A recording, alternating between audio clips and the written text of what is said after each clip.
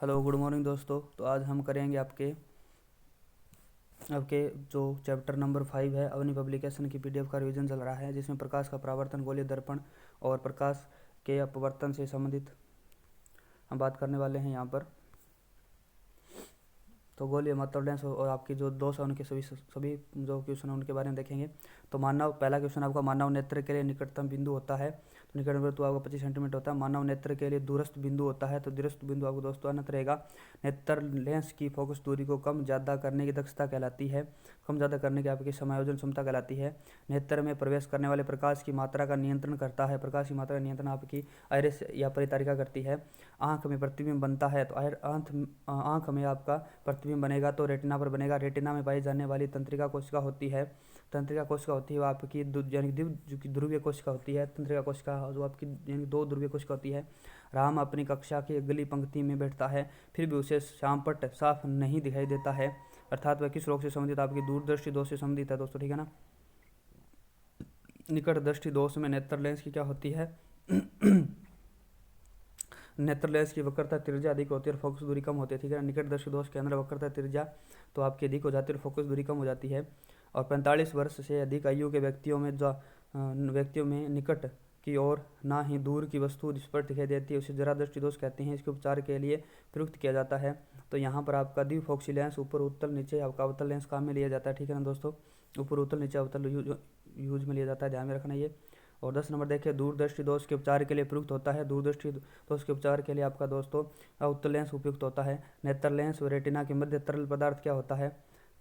आपका vitriol humour होता है, विट्रल ह्यूमर। नेत्र लेंस व रेटिना के मध्य आपका विट्रल ह्यूमर भरा रहता है, ठीक है। 12 नंबर क्वेश्चन देखें। 12 नंबर क्वेश्चन है, अंतरिक्ष यात्री को आकाश दिखाई देता है। अंतरिक्ष यात्री को आकाश आपका काला दिखाई देता है। मानव के एक नेत्र की क्षैतिज जो आपकी दृष्टि है, मानव नेत्र की क्षैतिज जो दृष्टि है वो क्या रहेगी दोस्तों? वो रहेगी आपके 150 डिग्री, 150 डिग्री के जो कोण पर वह आपका देख सकता है 150 डिग्री। किसी निकटदर्शी दोष में पीड़ित व्यक्ति का दूरस्थ बिंदु नेत्र के सामने 80 सेंटीमीटर दूरी पर है। इस दोष को संशोधित करने के लिए आवश्यक लेंस की प्रकृति क्षमता क्या होगी? आवश्यक लेंस की प्रकृति क्षमता क्या होगी? तो यहाँ पर आपका -1.25 आपके जो आपके यानी कि डायप्टर रहेगी तो पावर बराबर 1/, यानी 100/f लगा देना, जो आपकी क्षमता निकल जाए दोस्तों, ठीक है ना। फोकस दूरी यहाँ पर दे रखी है। आकाश नीला दिखाई देता है, कारण क्या है? आकाश नीला दिखाई देने का कारण होता है दोस्तों आपका प्रकीर्णन होता है। वायुमंडलीय अपवर्तन के कारण दिन की अवधि बढ़ जाती है। वायुमंडलीय अपवर्तन के कारण दिन की अवधि कितनी बढ़ जाती है? तो आपकी 4 मिनट बढ़ जाती है। वायुमंडलीय अपवर्तन के कारण तारे अपनी वास्तविक ऊंचाई से खालिस्तान तक दिखाई देते हैं, तो आपकी यहाँ पर ऊपर दिखाई देते हैं। प्रकाश एक तरंग होती है, प्रकाश एक तरंग कैसी तरंग होती है? तो ये आपकी विद्युत चुम्बकीय अनुप्रस्थ तरंग होती है। प्रकाश विद्युत चुम्बकीय अनुप्रस्थ तरंग होती है। 19 नंबर देखें, किसी व्यक्ति का पूरा प्रतिबिंब देखने के लिए कम से कम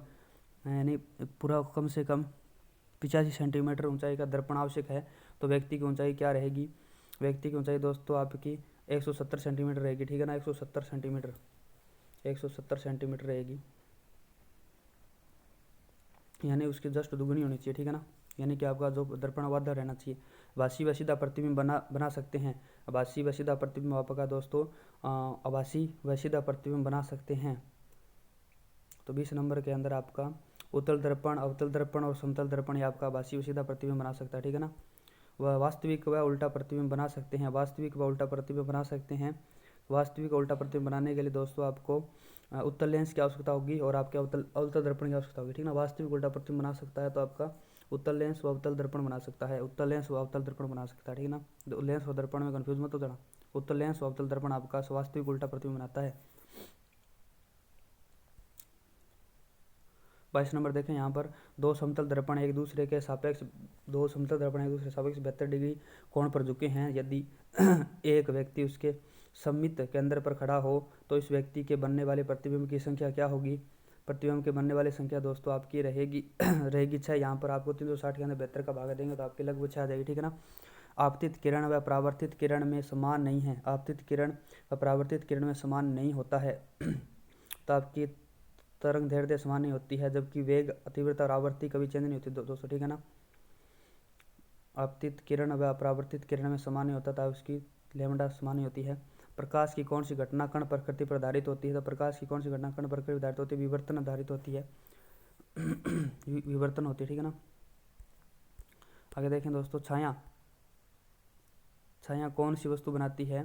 तो छाया आपकी अपारदर्शी वस्तु बनाती है, अपारदर्शी वस्तु बनाती है। समतल दर्पण की वक्रता होती है, समतल दर्पण की वक्रता 0 होती है। किसी लंबी ऊंची इमारत का पूरा प्रतिबिंब किस उपयोग में मिलता है?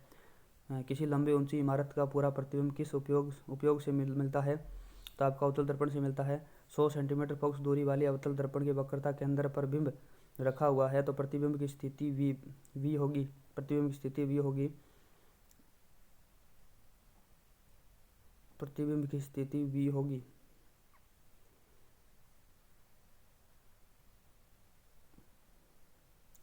तो इसके अंदर दोस्तों आपका रहेगा v बराबर -25 सेंटीमीटर रहेगा, ठीक है ना। किसी वस्तु किसी स्थिति में अवतल दर्पण आभासी व सीधा प्रतिबिंब बनाता है तो यह बिंब से बड़ा प्रतिबिंब बनेगा, बिंब का बड़ा प्रतिबिंब बनेगा। तो ये बिंब फोकस ध्रुव के बीच बनेगा, फोकस और ध्रुव के बीच बनेगा। किसी वस्तु का आभासी व विवर्धित छवि बनाने के लिए निम्न में से किसका उपयोग किया जाता है? तो आपका अवतल दर्पण और अवतल लेंस दोनों का उपयोग किया जाता है। अवतल दर्पण का उपयोग होता है, अवतल दर्पण के उपयोग की बात करें तो वाहनों के हेडलाइटों में, सेविंग दर्पण में और दंत चिकित्सा दोनों के अंदर होता है, ऊपर सभी के अंदर होगा, ठीक है ना दोस्तों। उसके बाद में देखिए दोस्तों, यहाँ पर 32 नंबर 10 सेंटीमीटर फोकस दूरी के अवतल दर्पण की वक्रता त्रिज्या कितनी होगी? तो 10 सेंटीमीटर के फोकस दूरी के अवतल दर्पण की वक्रता त्रिज्या कितनी होगी? तो यहाँ पर आपकी 20 सेंटीमीटर रहेगी दोस्तों, निकाल लेना। प्रकाश वायु में 1.50 अपवर्तनांक की कांच की प्लेट में प्रवेश करता है तो कांच में प्रकाश की चाल क्या होगी? कांच में प्रकाश की चाल 2 × 10⁸ मीटर प्रति सेकंड रहेगी दोस्तों, ठीक है ना। प्रकाश विकिरण की प्रकृति होती है, प्रकाश विकिरण की प्रकृति होती है तो यहाँ के या इसके कण के रूप में भी होता है और तरंग के रूप में भी होता है। एक व दोनों सही रहेगा। मृग मरीचिका बनाने वाली प्रकाश की घटना होती है। मृग मरीचिका आपकी पूर्ण आंतरिक परावर्तन से बनती है। पेट अपना अथवा शरीर के उच्च आंतरिक अंगों के अन्वेषण के लिए प्रयुक्त तकनीक एंडोस्कोपी आधारित होती है। एंडोस्कोपी आपके पूर्ण आंतरिक परावर्तन आधारित होती है। प्रकाश के विद्युत चुंबकीय स्वरूप की खोज किसने की थी?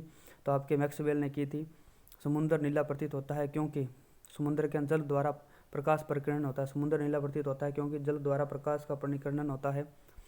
39 नंबर देखें, इंद्रधनुष में किस रंग का विक्षेपण होता है? तो इंद्रधनुष के अंदर आपके लाल रंग का विक्षेपण होता है। चंद्र सतह पर एक प्रेक्षक को दिन के समय आकाश दिखाई देता है तो दिन के समय आपका काला दिखाई देता है। प्रकाश का रंग निश्चित किया जाता है। प्रकाश का रंग निश्चित किया जाता है तो वेग द्वारा निश्चित किया जाता है प्रकाश का रंग। साबुन की पतले झाग में चमकदार रंगों का बनना किस परिघटना का परिणाम होता है?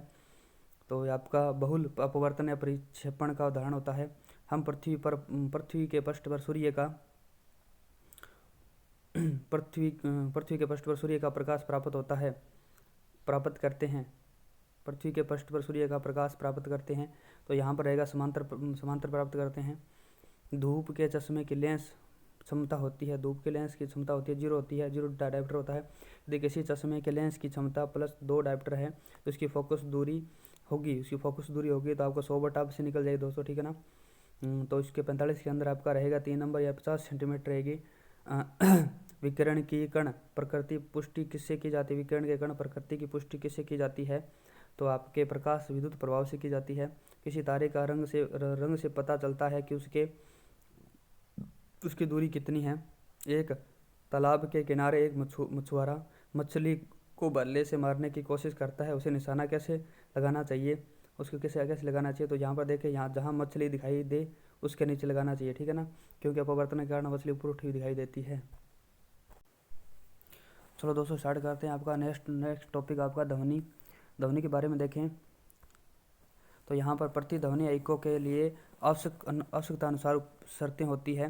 तो अवरोध के आकार ध्वनि की तरंग दैर्ध्य से अधिक होना चाहिए। अवरोध का आकार ध्वनि की तरंग दैर्ध्य से अधिक होना चाहिए, आपकी फर्स्ट विशेषता रहेगी। उसके बाद हम देखें, एक व्यक्ति जो पहाड़ियों के बीच खड़ा होकर उसके पास बंदूक है वह फायरिंग करता है तो वह दो प्रतिध्वनियाँ से 2 सेकंड व 3 सेकंड में सुनता है। तो पहाड़ियों के बीच की दूरी ज्ञात कीजिए। तो पहाड़ों के बीच की दूरी आपके दोस्तों रहेगी 850 मीटर की रहेगी, ठीक है ना, 850 मीटर की रहेगी। डॉप्लर प्रभाव के अनुसार यदि ध्वनि तरंग की प्रकृति ध्वनि तरंगों की व स्रोता के सापेक्ष गति हो तो श्रोता द्वारा प्राप्त तरंग की आवृत्ति श्रोता द्वारा उत्सर्जित आवृत्ति से खालिस्तान होती है तो अधिक होती है। ध्वनि तरंग है। ध्वनि तरंग दोस्तों आपकी यांत्रिक व अनुदैर्ध्य तरंग होती है। ध्वनि का वेग होता है ठोस, द्रव और गैस के अंदर सबसे अधिक होता है। ठोस पहले द्रव, उसके बाद गैस के अंदर होता है। 6 नंबर क्वेश्चन, श्रव्य ध्वनि की आवृत्ति की परास होती है। तो श्रव्य ध्वनि की आवृत्ति आपको 20 हर्ट्ज से 20 किलो हर्ट्ज होती है दोस्तों, ठीक है ना। 20 हर्ट्ज से 20 किलो हर्ट्ज के अंदर होती है। एक नंबर ऑप्शन सही रहेगा। धात्विक ठोसों में दरारों का पता लगाने के लिए उपयोग किया जाता है। तो धात्विक ठोसों में द्रवों का पता लगाने के लिए आपका दोस्तों किया जाएगा अपसर्व्य जो ध्वनि उसका उपयोग किया जाएगा। सोनार की बात करें, सोनार क्या है? सोनार की फुल फॉर्म होती है दोस्तों साउंड नेविगेशन एंड आपकी रेंजिंग। किसी दीवार से ध्वनि की प्रतिध्वनि 3 सेकंड बाद सुनाई देती है। ध्वनि की चाल 320 मीटर प्रति सेकंड है। तो स्रोत से दूरी होगी, स्रोत से दूरी आपकी दोस्तों 480 मीटर रहेगी। वायु में ध्वनि का वेग 330 मीटर प्रति सेकंड है। तो आवृत्ति की 10 किलो हर्ट्ज है। तो लेमडा का मान ज्ञात करना है। तो लेमडा का मान ज्ञात करो दोस्तों, ठीक है ना। तो लेमडा आपकी रहेगी 0.033 मीटर रहेगी। ध्वनि की प्रबलता निर्भर करती है, ध्वनि की प्रबलता निर्भर करती है। प्रबलता दोस्तों आपके आयाम पर निर्भर करेगी, आयाम पर। ध्वनि की प्रबलता का मात्रक होता है तो डेसिबल होता है। प्रबलता के लिए सत्य कथन है, प्रबलता के लिए सत्य कथन है। तो प्रबलता समानुपाती होती है आयाम सुकेर के, और प्रबलता व्युत्क्रमानुपाती होती है 1/, स्रोत से दूरी के, ठीक है ना। A/r² रहेगा, A/r² रहेगा प्रबलता, ठीक है ना।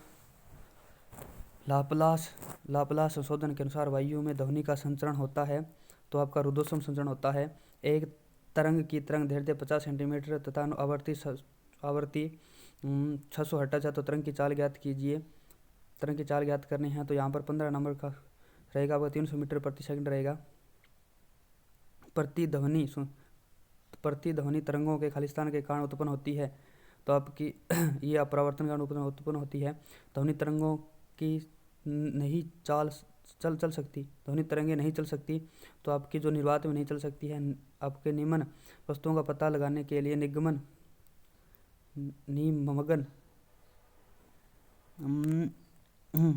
वस्तुओं का पता लगाने के लिए प्रयुक्त किए जाने वाले उपकरण को कहते हैं। तो आपके सोनार कहते हैं। निमग्न वस्तुओं का पता लगाने के लिए उपकरण को सोनार कहते हैं। आर्द्र वायु में ध्वनि का वेग शुष्क वायु की तुलना में अधिक होता है, क्योंकि आर्द्र वायु आपके दोस्तों शुष्क वायु की तुलना में घनत्व कम होता है। स्पष्ट प्रतिध्वनि सुनने के लिए परावर्तक तल व ध्वनि स्रोत के बीच न्यूनतम दूरी होगी। न्यूनतम दूरी दोस्तों आपकी 17 मीटर रहेगी, ठीक है ना। निम्न में से किस एक में ध्वनि की चाल सबसे अधिक होती है? तो इसके अंदर आपकी जो लकड़ी है उसके अंदर ध्वनि की चाल सबसे अधिक होती है। ध्वनि का तारतव पिच किस पर निर्भर करता है? तारतव या पिच आपका दोस्तों आवृत्ति निर्भर करता है। निम्न में से कौन सा कथन सही नहीं है? कथन सही नहीं है, देखिए तापमान के बढ़ने पर वायु में ध्वनि का वेग बढ़ता है, ये भी सत्य है दोस्तों, ठीक है ना। और वायु में ध्वनि का वेग दाब पर निर्भर नहीं करता है, यह भी सत्य है दोस्तों, ठीक है ना।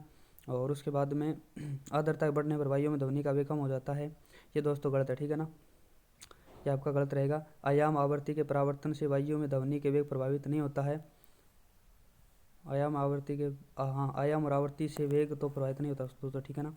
अवरक्त तरंगों खालिस्तान अवरक्त तरंगों के लिए सही है। तो अवरक्त तरंगें क्या करती है?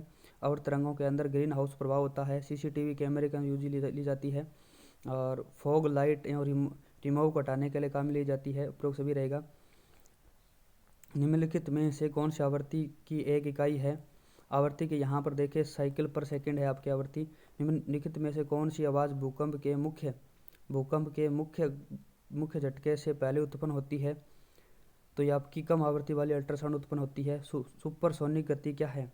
सुपरसोनिक गति क्या है? जब किसी वस्तु की गति ध्वनि की गति से अधिक होती है उसे सुपरसोनिक गति कहते हैं। 28 नंबर देखें, इकोकार्डियोग्राफ में निम्न में से किस ध्वनि तरंग का उपयोग किया जाता है? इकोकार्डियोग्राफ के अंदर अल्ट्रासोनिग्राफ का उपयोग किया जाता है। जब हम जल के नीचे सुराही भरने के लिए रखते हैं तो जैसे जैसे सुराही बढ़ती जाती है वैसे वैसे हमें विशिष्ट प्रकार की ध्वनि सुनाई देती है। इसका कारण होता है, तो इसका कारण दोस्तों आपका अनुनाद होता है। कीड़ों को हानि पहुंचाने तथा तत्वों को घरों से दूर भगाने के लिए प्रयोग में लाया जाता है। तो आपका अल्ट्रासोनिक तरंग काम में ली जाती है। जब किसी स्थान पर दो लाउड स्पीकर साथ साथ बजते हैं तो किसी स्थान पर विशेष से बैठे श्रोता को इनकी ध्वनि नहीं सुनाई देती है। इसका कारण होता है उनका व्यक्तिकरण हो जाता है दोस्तों, ठीक है ना। जब किसी ध्वनि तरंगे चलती है तो अपने साथ ले जाती है, ध्वनि तरंगे चलते तो अपने साथ ले जाती है, तो आपकी ऊर्जा ले जाती है। वस्तु के वेग तथा उसी माध्यम में हुए उनकी परिस्थिति में ध्वनि के वेग के अनुपात को कहते हैं। किसी वस्तु के वेग तथा उसी माध्यम में उन्हीं परिस्थिति में ध्वनि के वेग के अनुपात को कहते हैं। तो 33 नंबर क्वेश्चन देखिए, इसका आंसर रहेगा मेघ संख्या कहा जाता है। मेघ संख्या कहा जाता है। निर्वात में ध्वनि का वेग होता है लगभग, निर्वात में ध्वनि का वेग दोस्तों आपका लगभग इनमें से कोई नहीं रहेगा, ठीक है ना। ध्वनि का वेग होता है नहीं निर्वात का जीरो वेग होता है, ठीक है ना। लगभग 20 डिग्री सेंटीग्रेड ताप पर किसी माध्यम में ध्वनि की गति अधिकतम होती है तो लोहा के अंदर अधिकतम होती है। वायु में ध्वनि की चाल लगभग 332 मीटर प्रति सेकंड है। यदि दाब दुगुना कर दिया जाए तो ध्वनि की चाल क्या हो जाएगी? ध्वनि की चाल आपका 320 मीटर प्रति सेकंड रहेगी दोस्तों, दाब से प्रभावित नहीं होती है। वायु में ध्वनि का वेग होता है, वायु का ध्वनि में वेग आपका बताना है दोस्तों। तो यहाँ पर ताप घटने से घटता है। ध्वनि की विशेषता जो कि एक मादा ध्वनि को नर ध्वनि से अलग भिन्न करती है, तो आपकी इसकी तारतम्य रहेगी एकॉस्टिक विज्ञान है। एकॉस्टिक विज्ञान आपका ध्वनि से संबंधित है। एकॉस्टिक विज्ञान ध्वनि से संबंधित है। मनुष्य के लिए मानक ध्वनि आपकी 6.5 डेसिबल होती है। एक अंतरिक्ष यात्री अपने सहयात्री को चंद्रमा की सतह पर सुन नहीं सकता क्योंकि चंद्रमा पर ध्वनि प्रसारित करने का माध्यम नहीं होता है। चंद्रमा पर रात्रि के तापमान व कम व दिन में अधिक होता है।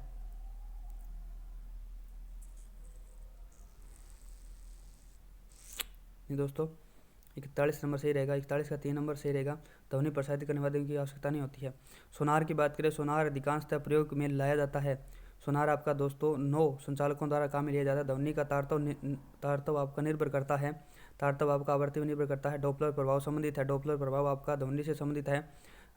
उसके बाद में देखें, मेघ गर्जना सुनने पर व्यक्ति अपना मुंह खोलता है। मेघ गर्जना सुनने पर व्यक्ति आपका मुंह खोलता है। तो दोनों कानों के कर्णपट पर दबाव यानी कि बराबर करने के लिए, दोनों कानों पर कर्णपट पर दबाव बराबर करने के लिए मेघ गर्जना सुनने पर व्यक्ति अपना मुंह खोल देता है, ठीक है ना। उसके बाद देखिए 45 नंबर, उसके बाद में 45 नंबर का 2 नंबर हो जाएगा। उसके बाद जैव तकनीक जिसमें ध्वनि का उपयोग किया जाता है, जिस तकनीक में ध्वनि का उपयोग किया जाता है उसे सोनोग्राफी कहते हैं दोस्तों, ठीक है ना। आगे आपका क्वेश्चन है, शिकारी पर बख्शी व बाघों का पता लगाने के लिए चमगादड़ व डॉल्फिन किस यानी कि बाधाओं का पता लगाने के लिए चमगादड़ डॉल्फिन किस परिघटना का प्रयोग करते हैं? तो यहाँ पर आप देखें, वे प्रतिध्वनि का निर्धारण करते हैं। सौर प्रदूषण को वायु प्रदूषण में सम्मिलित कब किया गया था? सौर प्रदूषण को वायु प्रदूषण में सम्मिलित कब किया गया था? तो आपका 1987 के अंदर जो मॉन्ट्रियल प्रोटोकॉल हुआ था उसके अंदर सम्मिलित किया गया था दोस्तों, ठीक है ना। तो ये दोस्तों आपका चैप्टर कंप्लीट हो गया है। नेक्स्ट चैप्टर करेंगे हम नेक्स्ट वीडियो के अंदर। तब तक के लिए जय हिंद, जय भारत। चैनल को सब्सक्राइब करें, लाइक करें, दोस्तों के साथ शेयर करें, इससे हमारा मोटिवेशन बना रहता है। मिलते हैं नेक्स्ट वीडियो के अंदर, तब तक के लिए जय हिंद, जय भारत।